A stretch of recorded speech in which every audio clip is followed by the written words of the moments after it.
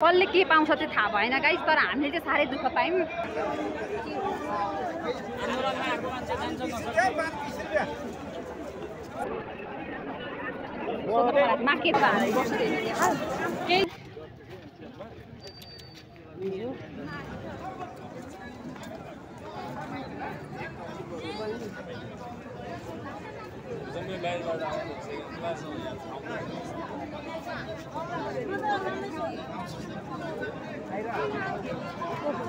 उताबाट जानुपर्ने रहेछ। अन्त कहाँबाट आइदिएर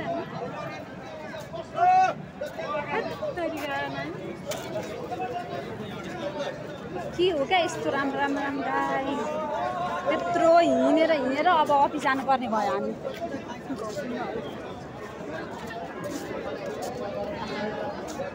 खोइ ठोकिँदै हिँड्छ है।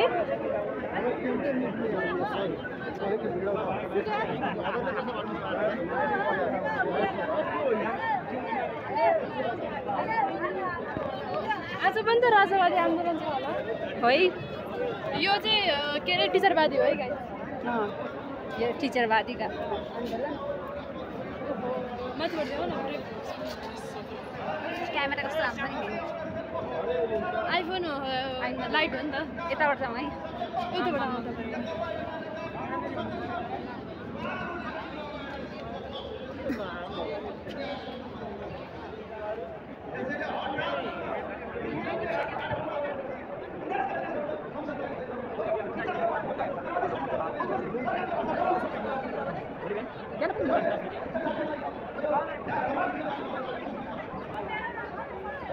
कसले के पाउँछ चाहिँ थाहा भएन गाइस, तर हामीले चाहिँ साह्रै दुःख पायौँ। त्यस्तै हो, साह्रै दुःख पायौँ। हिजो पनि हिँड्दै माथिसम्म खली पसिना हुन्जेल हिँडेर के भन्ने हो हेर त। गरेर खाने वातावरण पनि छैन, यस्तो छ गाह्रो, के गर्ने। अब लास्ट अप्सन भनेको विदेश जाने हो यस्तो देखेर।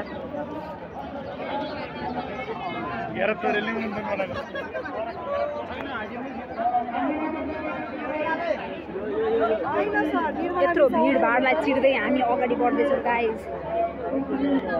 कताबाट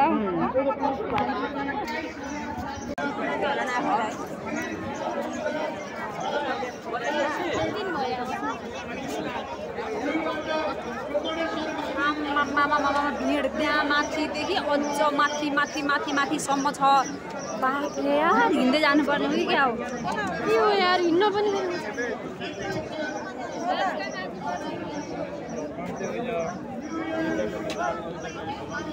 बिस्नु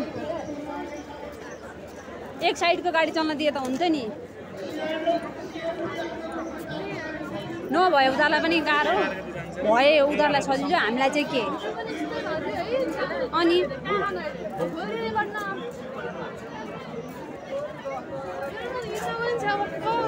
आउन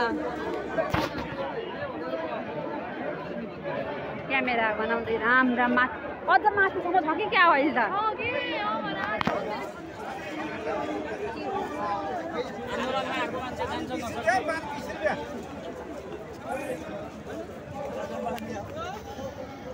ल यता फेरि कोही बसेर मस्त लेखाइ पढाइ चलिराखेको छ।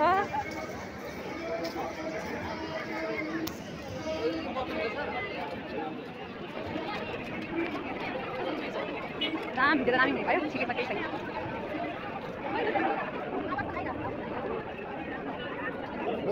माके चाहिँ हो क्या, म त माके अलिक साले नपाठो। त्यत्रो बाटो हिँड्नुपर्दा चाहिँ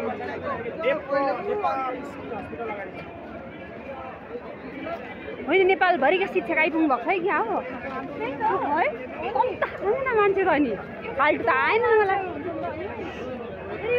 पब्लिकको मात्र हुन्छ, प्राइभेट होइन नि त फेरि होइन। मोरल अफ द आदर स्टोरी चाहिँ गाइस के हो भन्दाखेरि, अब हामी बस्दैन केही छैन, बसेर काम छैन कि यस्तै हो। आफूले गरेको कर्मको फल भनौँ न होइन। आउनलाई पनि यत्रो गर्नुपर्ने मरिहाल्थे।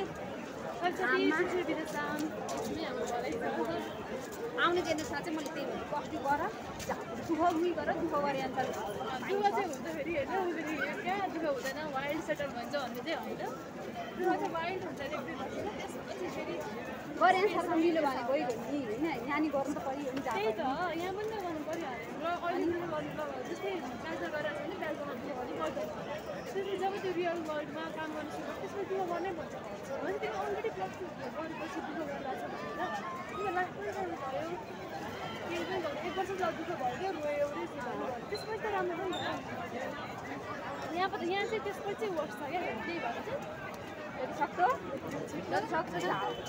जाऊ पनि भने आफू पनि जाने हामी त गल्ती गरिसक्यौँ हामी त गल्ती गरिसक्यौँ हामी त नबस्ने यस्तो के हो क्या आफैले आफ्नै काम गर्नको लागि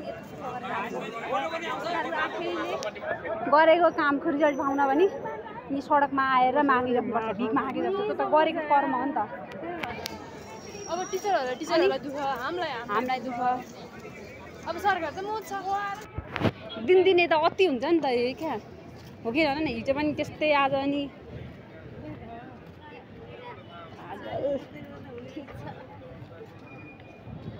जहिले अब हामी हिँड्दै जान्छ उहाँसँग हो दुःख पाउने भनेको चाहिँ कुन चाहिँ ए यहाँ आएर त यहाँ उनीहरूलाई पनि सुख छ भन्न खोजेको छैन उनीहरूलाई पनि कति धेरै दुःख छ यहाँ झडप भइहाल्यो भने नि कुटे खाने उनीहरू टिचरहरू उनीहरू त हुने होइन अनि माथिकाहरू चाहिँ कुर्सीमा बस्यो एसीमा बस्यो खायो उतालाई मोच छ उनीहरूलाई जस्ट कमान्ड छ क्या ल हुन्छ भन्नु छ क्या उनीहरूलाई त्यो भन्दा पनि 20 दिन लाग्छ त भन अब हेर यहाँ उनीहरूलाई कति दुःख यस्तो घाममा तातिएर यी भनेका त नर्मल पिपलका छोराछोरी हो नि त जे भए पनि होइन अथवा कसैका बाउ हुन् कसैका दाई हेर त यहाँ सरकारी जागिर कति चाहिँ चिन्तन गर्नु हौ देशको अनि सक्यो आफ्नै गर्ने उमेरमा होइन सरकारी जागिर त नखाऊ पुलिसको त फिट्टै नखा नि काम छैन काम छँदैछ अस्तिको भिडियोहरू पनि हेरियो होला त होइन कति पुलिसहरू देखायो काम छैन बरु जाने खाडी मुलुक जाने भएको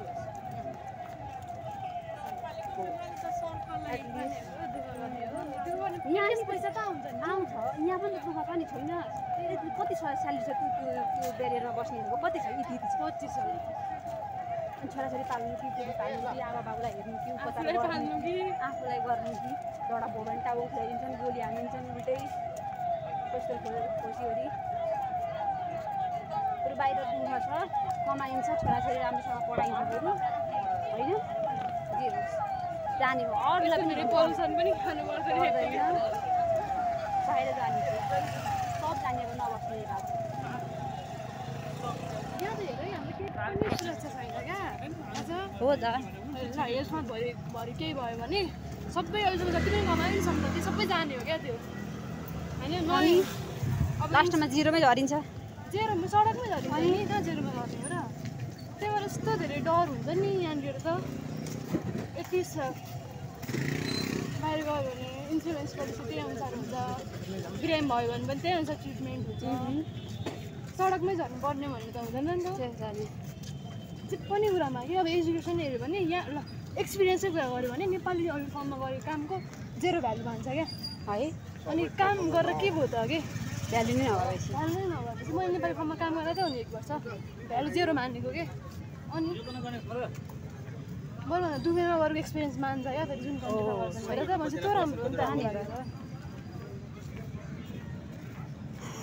नेपाल कतातिर जाँदैछ गाइज आफै सोच्ने अब नेपालको बारेमा धेरै नसोच्ने आफ्नो बारेमा सोच्ने वाक्क भइसक्यो वाक्क भइसक्यो अनि अब फ्लाइटको टिकट बुक गर्ने म त दुबई पनि जान्छु है लास्टमा केही भएन भने जान्छ गइहाल्छु म सक्दिनँ दुबई भयो भने जान्छु अरे फ्रस्ट्रेट भइसक्यो अझ माथि पारी त्यो पुलदेखि पारिपट्टिदेखि मात्रै गाडी लाग्छ होला त्यहाँसम्म हामी हिँड्दै जान्छौँ यस्तो गर्मीमा हिँड्नु परिरहेछ आन्दोलन भनेर त्यस्तै छ गाइज तपाईँहरूलाई चाहिँ अब होइन आजको हाम्रो कुरा सोच्यो कि अनि यो भिडियोदेखि के लाग्यो तपाईँहरूको मनमा के आयो त्यो चाहिँ कमेन्टमा गर्नु होला ल bye bye bye bye take care guys